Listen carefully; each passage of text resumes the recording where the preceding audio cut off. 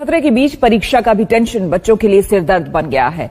इसी दुविधा को दूर करने के लिए शिक्षा मंत्री सामने आए। राज्यों के साथ केंद्र सरकार की एक हाई लेवल मीटिंग हुई, जिसके बाद ये फैसला किया गया। आज की सबसे बड़ी खबर हम लेकर आ चुके हैं आपके सामने। अगर आप 10वीं और 12वीं की बोर्ड परीक्षा देने वाले हैं तो ये वीडियो आपके लिए सोने से कम नहीं है, क्योंकि ये परीक्षा 2026 को लेकर अभी ऐसा बड़ा ऐलान हुआ है जिसने लाखों छात्रों और अभिभावकों को चौंका दिया है। जी हाँ, इस बार नियम पहले से कहीं ज्यादा सख्त और कड़े बना दिए गए हैं। अब बोर्ड परीक्षा देने के लिए सिर्फ एडमिट कार्ड ही नहीं बल्कि आधार कार्ड भी अनिवार्य कर दिया गया है। यानी अगर आपके पास एडमिट कार्ड है लेकिन आधार कार्ड नहीं है तो आप परीक्षा हॉल में एंट्री नहीं पा सकेंगे। और ध्यान रहे, ये नियम सिर्फ उत्तर प्रदेश बोर्ड तक सीमित नहीं है, बल्कि UP board, Bihar board, Haryana, Rajasthan, Chhattisgarh, Gujarat, CBSE, ICSE सभी बोर्ड परीक्षार्थियों के लिए नए नियम लागू कर दिया गया है। अब सवाल ये उठता है, अगर कोई छात्र आधार कार्ड लेकर नहीं जाता है तो जिम्मेदारी किसकी होगी? तो सुन लीजिए, बोर्ड ने साफ कर दिया है कि ऐसे मामलों की जिम्मेदारी स्कूल के प्रिंसिपल की होगी। छात्र को सीधे परीक्षा से वंचित कर दिया जाएगा। जरा सोचिए, साल भर की आपकी मेहनत, दिन रात की पढ़ाई और एक छोटी सी गलती, आधार कार्ड भूल जाना, आपको परीक्षा से बाहर कर सकती है। लेकिन दोस्तों, ये सिर्फ एक नियम है।